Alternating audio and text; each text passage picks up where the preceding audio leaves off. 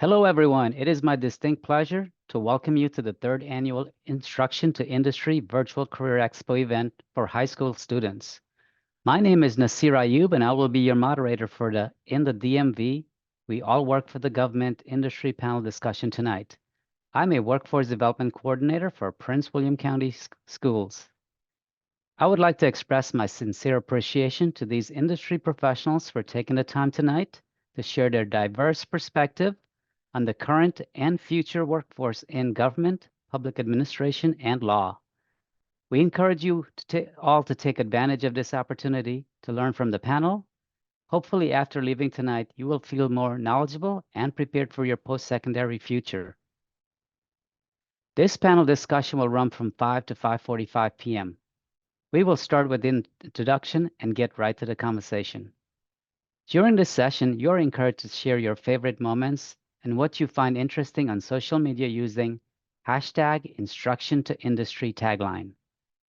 At the end of the webinar, a link to an exit survey will be sent to you. This survey will provide you with the ability to share your feedback on the panel discussion. Please make sure to stay until the end to ensure the survey link is sent to you. Our discussion panel consists of the following panelists: Deja Schneider from PwC Department of Public Safety and Communication. I believe T. Sergeant Dustin Smith will be joining us from the U.S. Air Force, Commander Shannon Fowler from the U.S. Navy, and Sakina Stevens, Transportation Security Administration, Federal Air Marshal Service. Throughout this session, I will read a question, and each panelist will have roughly 1 to 2 minutes to share their response. Kicking off the session, our first question is, and then I'll call on each individual. Please introduce yourself, your position, and your organization. Deja, can you go ahead and start? Hi, my name is Deja Snyder. I am the Training and Development Manager with the Prince William County Department of Public Safety Communications Center. That is a big fancy name of saying the 911 Dispatch Center in Prince William County. I also have another person with me. She's part of our community outreach team, so she'll be joining us as well and can tag team and answer questions if you want to introduce yourself. Yep, my name is Celeste Brown, and I'm a call taker training to be fire dispatcher at this time. Thank you very much. Commander Shannon Fowler.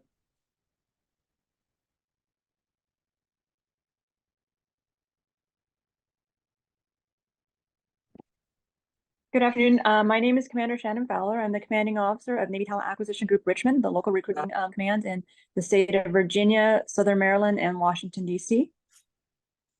And Sakina Stevens.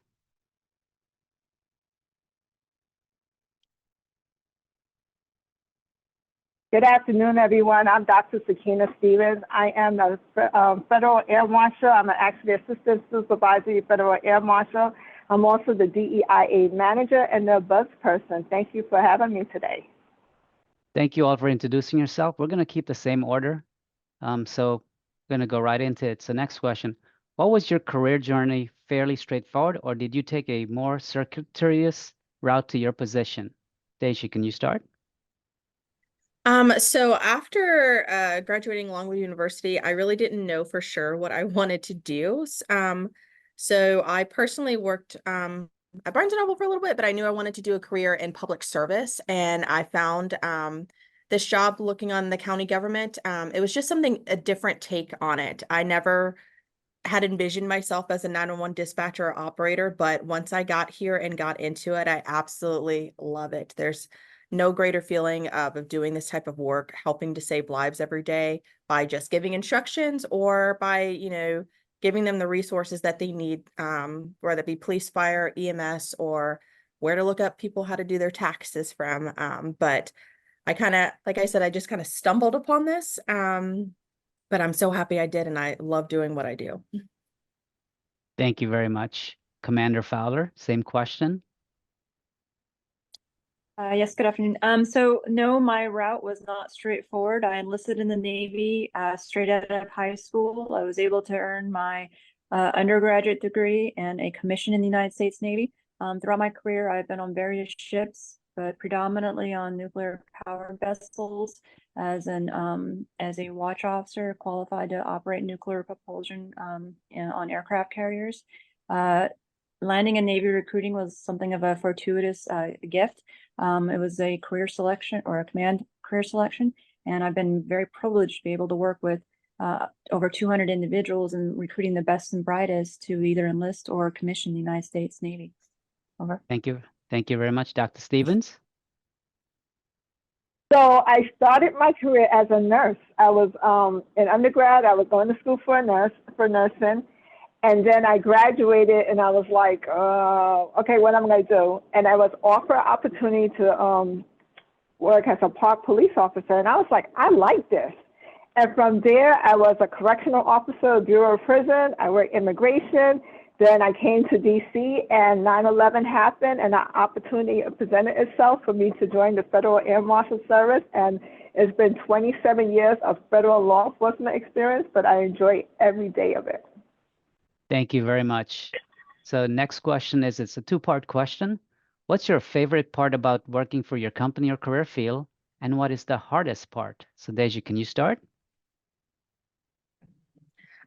So my favorite part about working as a 911 training manager is really seeing the light bulb go off and really teaching people how to do what we do, because it's not an easy position. It's not an easy job.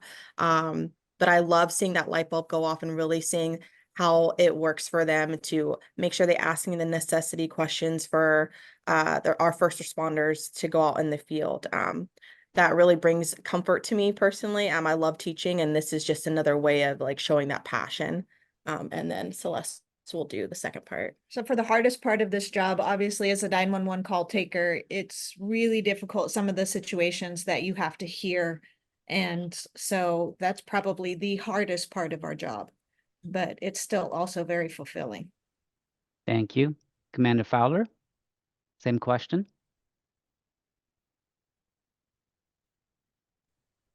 So one of the most positive and beneficial parts about being part of the United States Navy is being able to work with people from all across the world, from all different walks of life, and working towards a mutual goal. We're always out there working together to achieve the mission. And by and large, everybody comes and works together and works as a team in order to accomplish that goal. And then one of the hardest part is that we do have to do a lot of practice and a lot of preparation in order to execute our deployment or any other type of mission we're assigned. And so there's a lot of hard work and effort in order to get us to a point where we're proficient in being able to conduct our operations. But at the end of the day, we go out there, we execute the mission, and then we're able to return to our families, and that makes the homecoming that much more sweet. Thank you. Dr. Stevens, same question. The favorite part of my job is service. You know, all three of us here work for either local or federal commander. Thank you for your service. You don't go into government, you don't go into public service to make money. You're not going to be rich, but the duty to serve and protect is the ultimate favorite part of my job. When everybody's running out and everybody's safe, we're the ones that's running in. So I cherish that honor. The hardest part of my job is sometimes dealing with the things that you have to deal with, just in terms of every day is not a good day, but you make a difference in some aspect of it. And also the bureaucracy, there's a lot of things that you wish that you could just go ahead and do, and you realize, you know, there's a lot of laws, there's a lot of policy, you just can't do that. So just being in this field and working for the government and working in this capacity, it's a fulfilling job. It's something that like I told you, I went to school for nursing, and I was just like, yeah, this is not for me.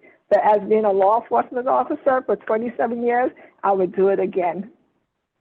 Thank you very much. Then next question is, what technical skills, so hard skills or abilities, and personal attributes such as soft skills are essential to success in your job or field? And Deja, I'm going to ask you to respond to that, as well as Celeste. So please go ahead. So the hard skills, our job is all typing. So we work on computer software. So we can teach you everything that you need to learn about the software, but making sure that your typing skills are up to par, and then reading comprehension and critical thinking skills are very key, because we multitask a lot with this in our field and in our industry. We're looking at multiple screens and being able to put all the pieces together. And then soft skills. For soft skills, personal attributes, the job definitely takes a certain type of person to be able to handle the situations and scenarios that we deal with on a daily basis. The calls that we receive are, the 911 calls are usually somebody on their worst day. Mhm. So being able to take that information, get the information that we need so that we can get the help out to them. So Mhm. being caring, kind, and also firm Mhm. with people. We're really big on customer service in our industry too, because a lot of people don't think that we're a customer service entity, but we actually are. Thank you very much, Commander Fowler. Same question. Please, at any time, please let me know if anyone wants me to read the questions again.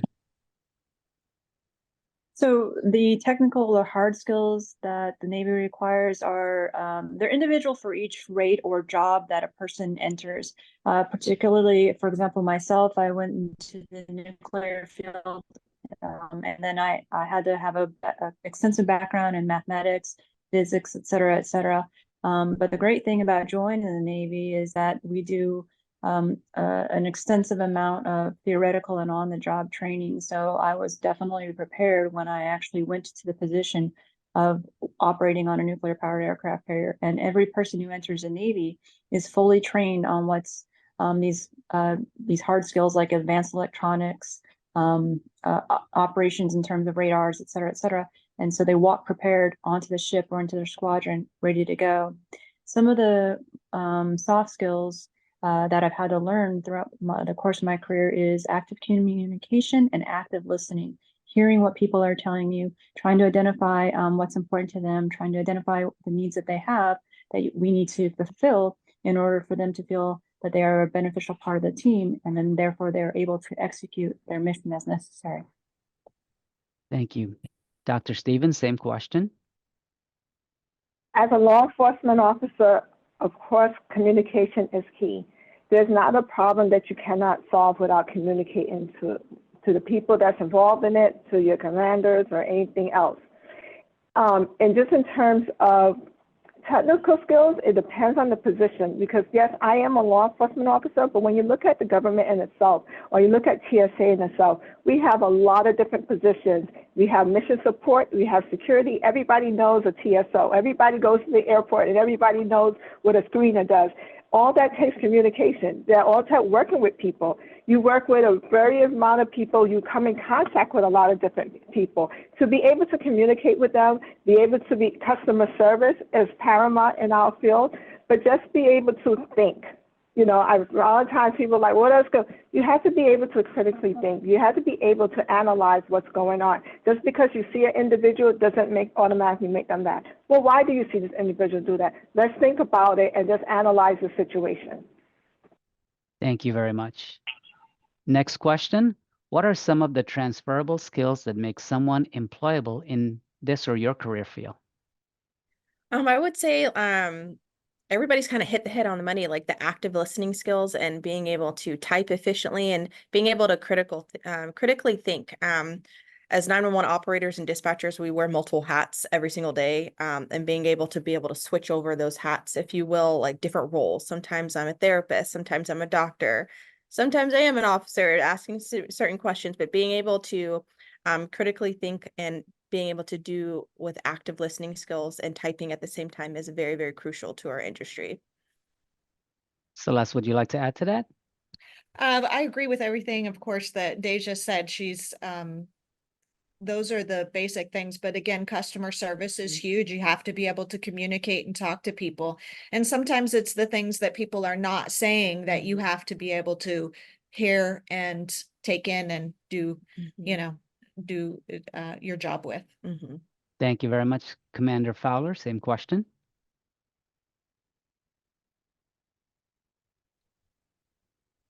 Apologies. So, some of the I'm sorry, we're on the transferable skills Yes. question right now. I Yes. apologize. Okay. you for that. Some of the transferable skills that we have in the Navy are those technically focus skills like advanced electronics, communication skills. Even we have culinary specialists, retail specialists, people who manage the day-to-day operations on the ship. So everything that the Navy trains you to do is actually transferable out into quote unquote the real or civilian world. Some things that are not necessarily unique, but you are definitely a focus on in the Navy are watch team or team building skills. We're all able to function and work with each other as a team, well defined. We depend on each other, we lean on each other, and in turn, we support others around us. The planning and execution of events. Nothing is done on a ship or on a squadron that is not rigorously planned, embedded, and then executed as best as we're able to, and then reviewed so that we can become better as a team.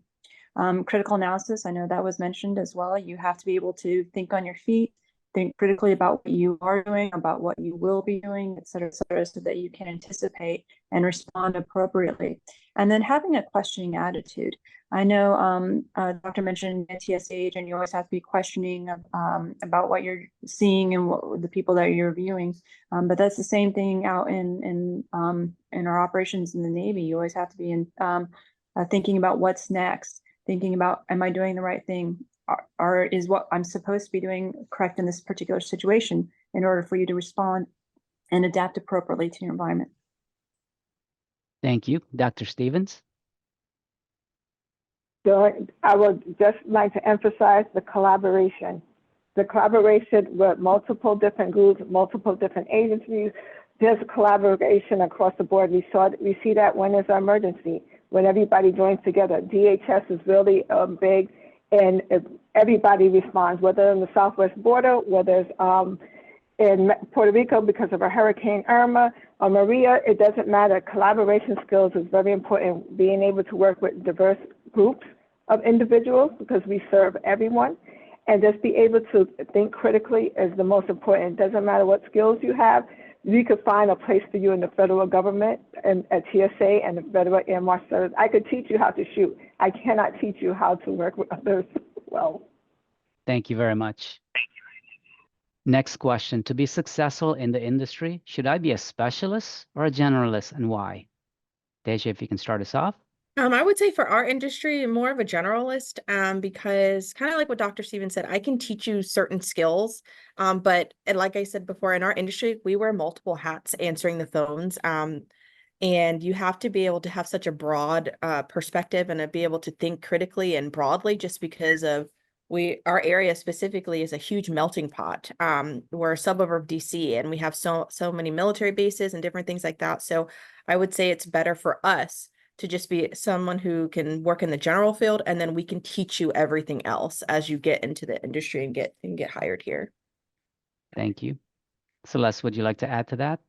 Sure. I'll just like to add that while we do work in a very specialized industry as a 911 center, I think as employees, we do have to be able to be more of a generalist in that you never know what you're going to get when those calls come in. And so generally, you have to be able to work with a lot of different people, a lot of different scenarios, a lot of different situations. And a lot of different languages too. So being able to have a huge melting pot in our center is really crucial too. Different nationalities, different backgrounds, because that's literally the community we serve. So, thank you, Commander Fowler. Same question. So in the Navy, it's important to be a specialist as you're a junior person in the Navy. You have to know exactly what you need to do in order to operate, maintain, or troubleshoot a particular piece of equipment, be it a F-18 or a small motor on a boat. As you grow more senior in the community, you learn more about personnel management, you learn more about policies, procedures, you learn more than just what you were initially trained on. So you can become oversight and provide more guidance to those new people who come after you and train them and help them expand as well. So as you grow, your comprehensive knowledge of the what we call divisions or squadrons grows as well, and you'll be able to provide that wisdom and guidance going forward to the junior people who fill in behind. Thank you. Dr. Stevens? General List, as a federal air marshal, we have the highest shooting qualifications throughout federal law enforcement. However, you'll see a federal air marshal in the inauguration. You'll see a federal air marshal on the southwest border. You will see a federal air marshal wherever is needed and wherever we are called. The same thing with my screeners. You see screeners at the airport, but you also see screeners at the Super Bowl next week, screening passengers. So generals, you could do anything and be anywhere in that position, in that capacity. You don't need a specialist because I could train you to be the specialty, but whenever the call comes, you will answer the call because you have the basic qualification and the necessary training to do any job at any place at any time. Thank you very much. Next question. In your opinion, what is the single most important thing students can do when thinking about pursuing a position in this field? Deja?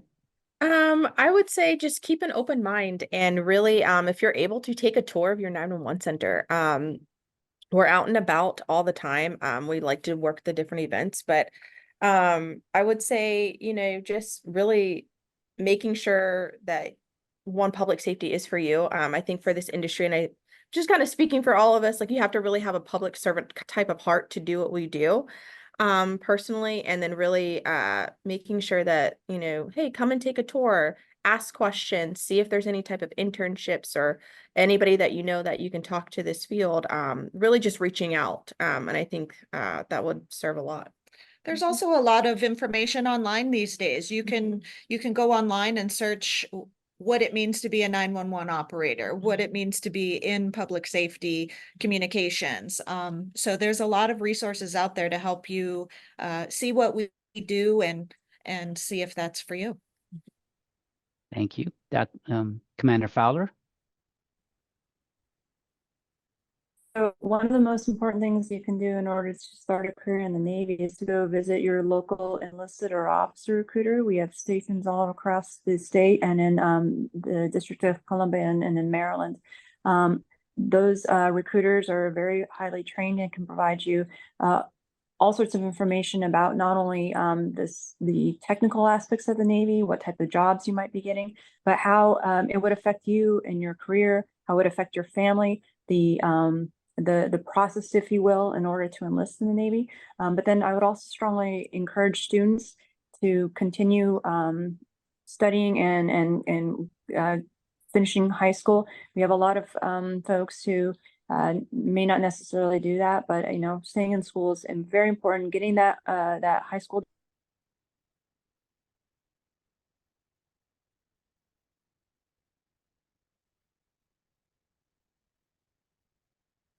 I'm sorry, I was dropped out. Can you hear me? Yes, can hear you now. I apologize. I had a lapse here, but as I was saying, there are recruiting stations all across the state, and that's step one is just to call your local Navy recruiter or call Navy.com has a wealth of information as well. Thank you very much. Dr. Seaton, same question. Can you repeat the question, please? In your opinion, what is the single most important thing students can do when thinking about pursuing a position in this field? Research. Go onto usajobs.gov or any government job, that's the first place, and research. Two, when we think about being a law enforcement officer, sometimes, especially the women, feel like that's maybe not for me. I don't run fast enough, or I don't see anybody that looks like me. There's a place for you. There's a place for you in no matter what job, no matter what law enforcement field, whatever, what agency you belong to. There's a place for you, and we need you. We need women. We need everybody to come in to bring that perspective. We want everybody to feel that they belong. We want everybody to feel like there's a place for you here and that you can excel. It doesn't, even if law enforcement is not your first choice, there's a place for you at TSA. You could be mission support. You could be security. There's a vast amount of positions available for you. So don't automatically think about this agency or, I'm not going to fit in. Everybody knows FBI, but it's like, oh, well, I'm not going to go here because I don't like this, I don't like that. Research the agency, research the positions.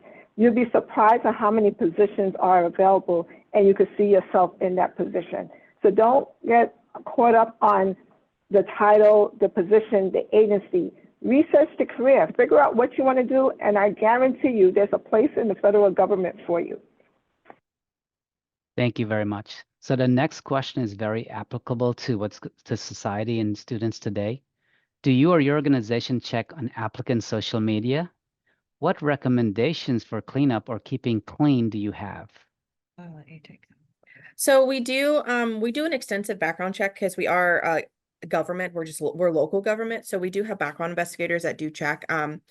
I don't say that they extensively check everything, but keeping a good social media platform is pretty crucial. I feel like most agencies and most actual jobs are checking that.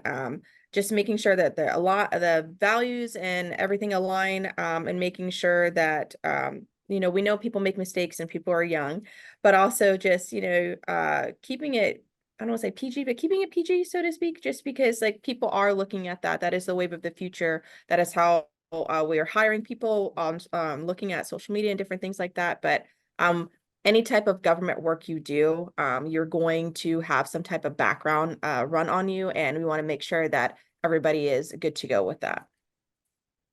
Thank you very much. Commander Fowler?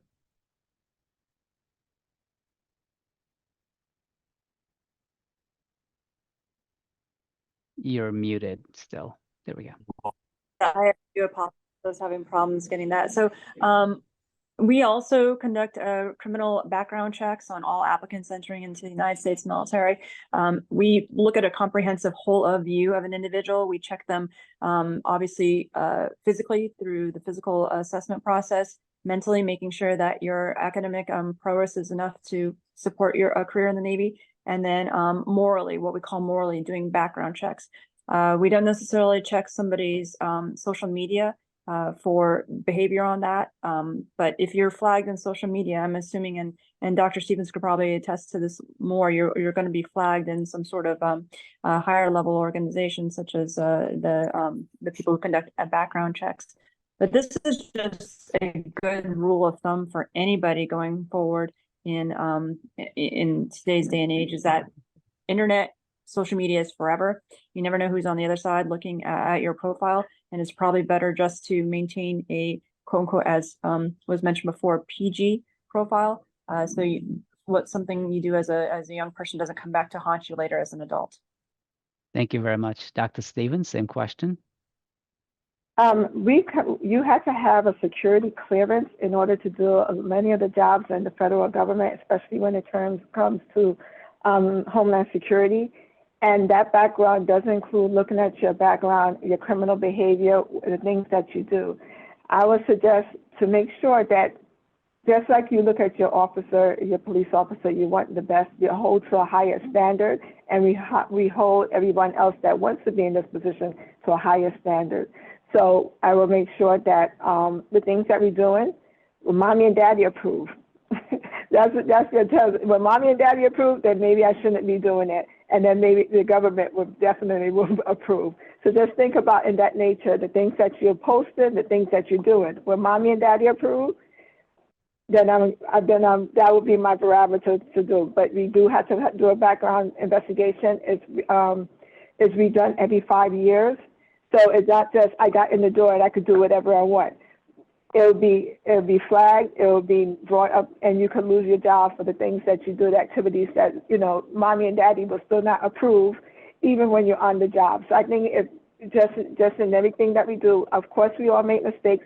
You do have to talk about those mistakes forever and ever, forever. And, you know, it's part of your security clearance, it's part of your packet. But just, you know, I think that's a good rule of thumb, the things that we do and stuff. If mommy and daddy approves it, then okay. If it's not approved by mommy and daddy, I'll make sure I think twice about doing it. Thank you very much. The next question is, what's one piece of advice you would give to a student interested in pursuing a career in this field? I would say definitely see if you can take tours. Take tours of your police centers, your fire stations, your obviously your 911 centers. I think knowledge is power, and the more information you have, and the more eye-opener and experiences you can get, the better. just really see if you can do a sit along or ride along, if you will. That's we kind of use those terms interchangeably. Seeing if you can do that, because you never know what's really going to pique your interest, or you might be like, you know what, this actually isn't for me, and that's okay too. But at least you got the experience and you got your foot in the door somewhere.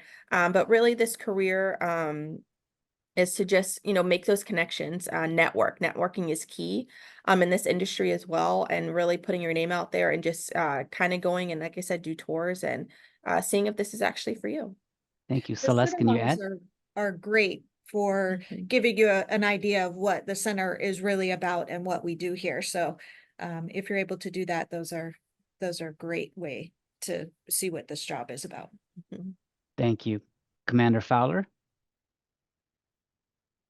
So I would suggest to anybody interested in pursuing a career in the military is to basically talk to as many people as you know that have been in the military. No one career in the military is alike.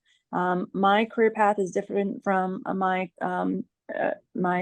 executive officer's career path is sitting in the room next to me. We all came from different backgrounds in life. We all saw and experienced different things, but we all stay because of what we saw and experienced. So online research is fantastic. There are many, many YouTubes out there that depict a day in the life of somebody in the United States military. There's Navy.com as a resource. If you're in the state of Virginia, you're fairly close to the Norfolk Hampton Roads area, and you can see that there are many naval bases on there, down there. They do visits as well on various days. You can talk to a local recruiter. We have, like I said, many offices across the state. You can even talk to a ROTC science instructor. There are ROTC units on almost every single high school, in the state. And it may not be Navy, it may be Army or Air Force or some combination thereof, but they all bring a wealth of experience about the military in general and about their personal experiences. I would, always recommend that you look beyond your own backyard. There are a lot of opportunities in your various communities, and those are wonderful opportunities. But if you're looking to travel, if you're looking to experience the world, even just find a new place away from your home, which is fine. Look at the United States military, the Navy in particular. I'm advocating for the Navy because we offer all those experiences and more. Thank you. Dr. Stevens?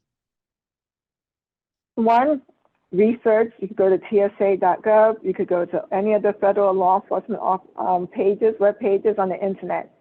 Two, you have a wealth of resources right there at your school. You have a resource officer. You could speak to them, ask them what that environment is. What do you like about it? Go visit your local police department. And a lot of them have tours, a lot of them have mentorships right there in your local districts. But also, you're part of CTE. CTE has a lot of opportunities for you to try to test that field, take that class. And if something is not offered your particular school, I'm sure your CTE advisor could find someone. I'm willing to mentor anyone. I'm willing to speak to you about being a law enforcement officer. This is my 27th year. I'm willing to share my experience with you, but you have resources right there. Just take the few steps to inquire. All we need is just the inquiry to say, hey, I'm interested. And you might decide, you know what? Maybe law enforcement is not right for me, but I'm interested in this, a mission support position. I didn't know you do drones. You could be a drone officer. It's a vast amount of opportunities available, not just in the Federal Air Marshal Service and the Transportation Security Administration, but better at the federal government.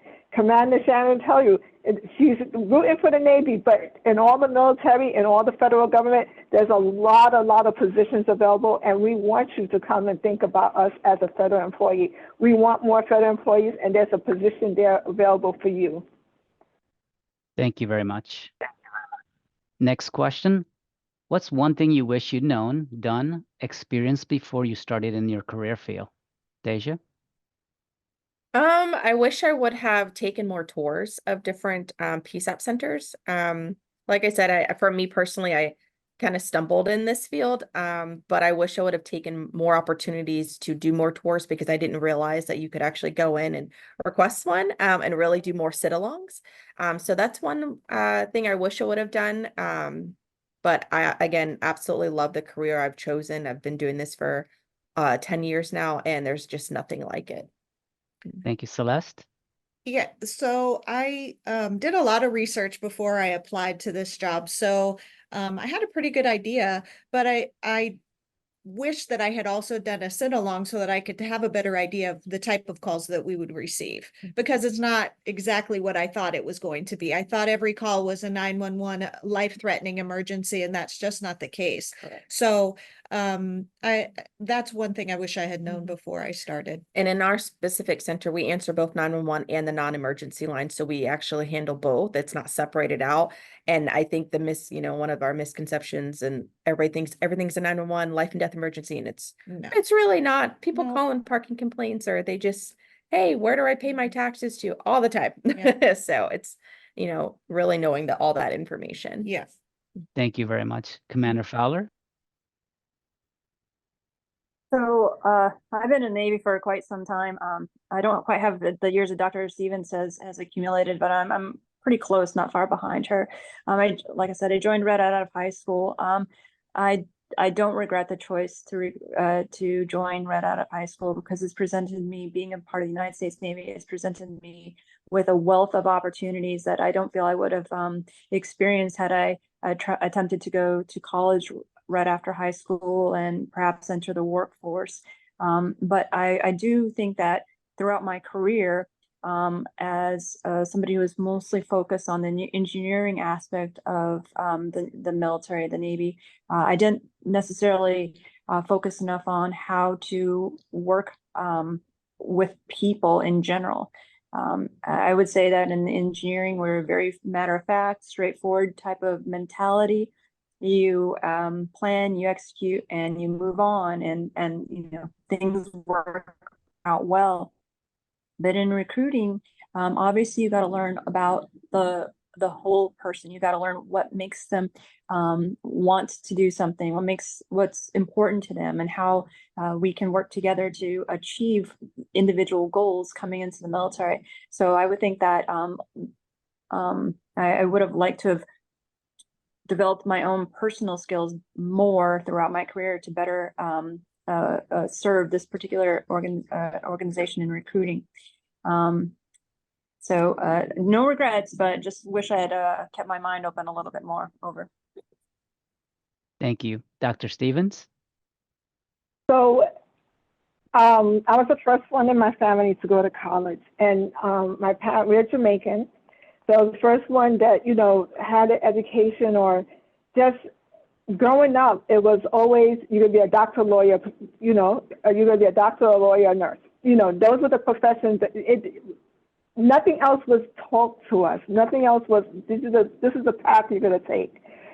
And because of that, I went into nursing, and nursing was not me at all. And I just wish that I was brave enough to say, you know what, I want to look at these other professions, because I wouldn't have wasted time with nursing. I would have went with it's so funny, because a lot of my other peers, they knew they want to be in law enforcement, and they're not in law enforcement today, and I'm the one that's in law enforcement, so I wouldn't have wasted that time. And I share that story because just whatever you want to do, try it, pursue it, research it, and not go that path where somebody tells you're going to have to be in. Don't let anybody put you in a box, and just figure it out. And because I would have done it a long time ago. Yes, I had 27 years, and I started, but to me, I started later. I started after college, when I could have been doing this all along. Maybe right out of high school, I could have done a local and moved up to, federal level. But just pursue with it. Don't let anybody, and I know it's very hard not to follow what our parents have taught us and saying, hey, this is the path you're going to go, but make your own path. Pursue your own desires and your wishes and whatever you think it is. And even if you think it's so outrageous, like when I was growing up, no, I didn't think about gaming. And right now, people are making millions and millions of dollars for gaming. That could have been me if somebody had said, oh, it's okay to look at gaming. It's okay to do, X, Y, Z. So whatever you think you want to do, pursue it. Research it, because I know it's possible. Thank you very much. So we're going to do one more question, then we're going to look at the chat to see if we have questions from the audience. So last question, has there been a person or persons who impacted or influenced your career pathway? Who was it and what did they do? Deja? for me, I have two specific people. When I got to communications, both were my old bosses. One, Sandy Rouse, she just recently retired. And I actually just took over her position, got bumped up to training manager. And then my other one is Jennifer Bradley. Both were my supervisors at one point throughout my career. And they both really pushed me to do better and to strive for more, because I was totally fine just as a TC3 taking calls, dispatching for police and dispatching for fire. And I had really no drive at that point in my life to become a supervisor and become management. But they really pushed me to do more and to be more. And really, the question they asked me, who do you want to work for? And I was like, you're not wrong. I want to work. I want to help make decisions and help be the boss and help shape for what I want my center to be, and help change and do more with the training department, which is where I ended up, when I absolutely love it, because that's my niche. But I would have never really pushed those boundaries or even became a training officer if it wasn't for, hey, I think you'd be really good at this. I'm going to sign you up. And I'm like, what? Don't sign me up. No, you need to do this. So sometimes people know you better than you think, and they're really good at pushing you. So those two people specifically really pushed me to more than my limits, because I think when you're not doing something that challenges you, and when you're too scared to do something, that's when you're not growing. And I'm so happy that they help push me and to challenge me to do more and to do better, because I've ended up in a position where I absolutely love, and really helping to shape our industry and really helping to shape our center and training new people like Celeste. And I'm really excited that those people really saw something in me and really like lit the fire, if you will. So really happy with that. Thank you, Celeste. Can you share? Sure. The staff here, the management training department, everybody is very encouraging here, so it's great. But also outside of work, my husband is kind of the person that influenced me to get into public safety. He has a law enforcement background with being a patrol officer, going federal level. And so I really saw a lot in him and what he went through, and that influenced me a lot to go in this direction. Thank you. Commander Fowler? So I know it's conventional wisdom, if you will, that following high school, you're supposed to go either to college or to, a family business or out there in the workforce. But when I was graduating high school, I really didn't know what I wanted to do. And I spoke to my grandmother extensively.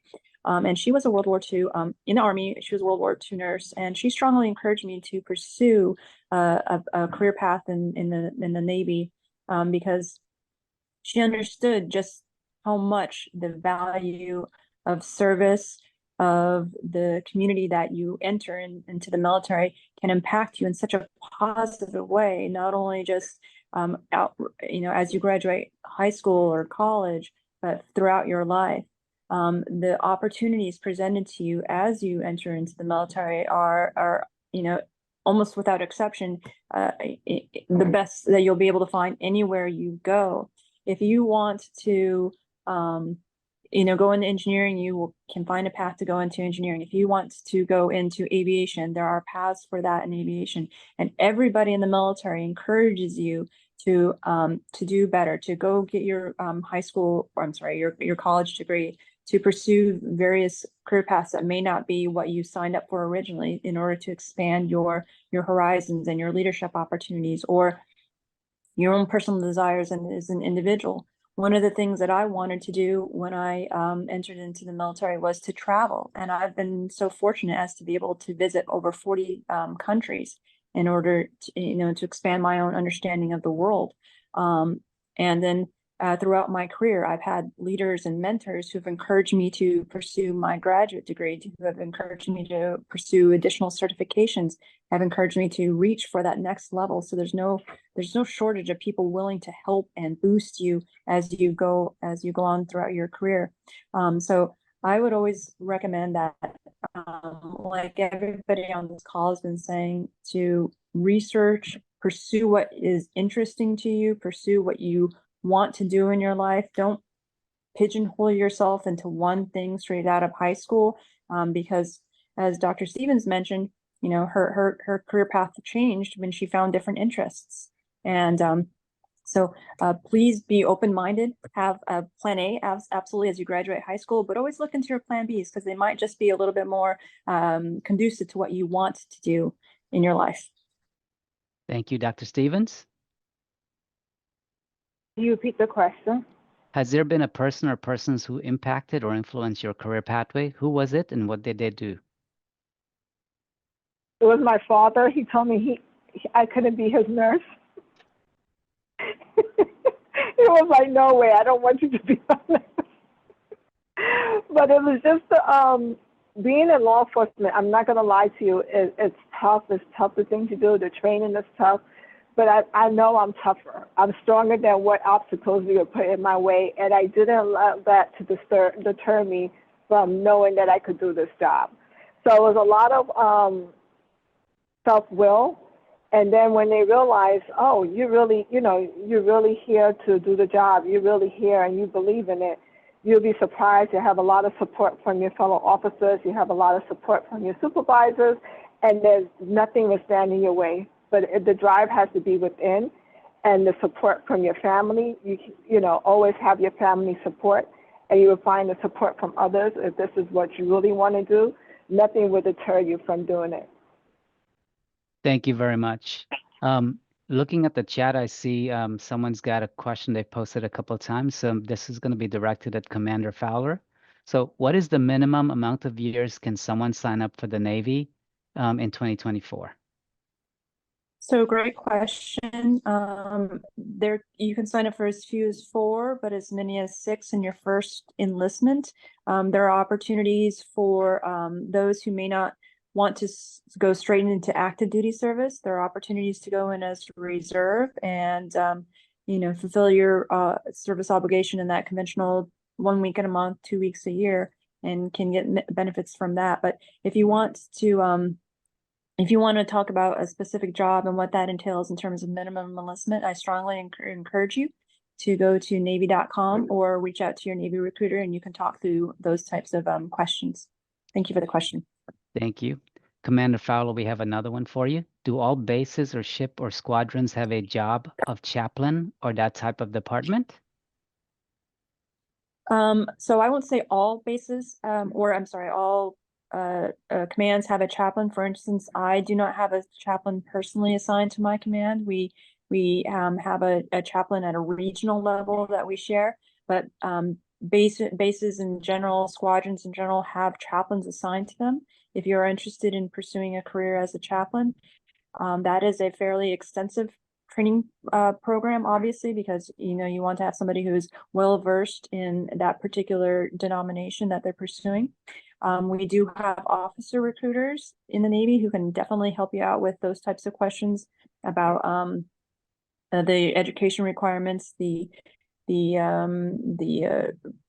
practical experience requirements that you attain as a chaplain serving in your particular church or synagogue or however your religion denotes. And if you would like more information about that, again, Navy.com, or you can leave a message in the chat and I can definitely put you in contact with a chaplain recruiter. Over. Thank you very much. We would like to thank the panelists who were able to provide their own unique perspective related to the workforce for government public administration and the law career cluster. We hope you found tonight to be informative and relevant to your own career interest and goal. Students, you should remember that if you're interested in learning more about any of these particular career paths that were discussed during this session, you can come to the Career Exhibitors Fair on Saturday and speak directly with the employers. If you look on the screen, it's going to be Saturday, February 17th. Again, we would like to thank all of our panelists for joining us this evening. This concludes our session and the Zoom session will close now. A brief exit survey will launch automatically for you.